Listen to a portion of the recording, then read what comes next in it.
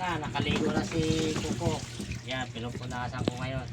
May towel naman siya. Yan. Yan, Kuko, pakita ka doon. Doon. Yan. O, dito, ganyan mo. Ganyan lang. Yan. O, tanggalin dyan ka lang. At pinupunasan kita. O, ito, usap ka muna. Diyan. Ganyan lang.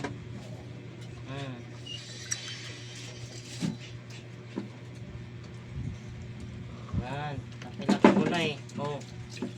Upo. Upo. Upo. O, upo. Yan. Yan si Kuko namin. Yan.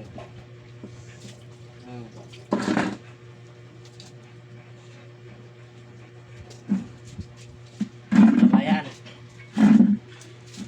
Nalunong ng matsiko. Abay mo na. Tiga lang.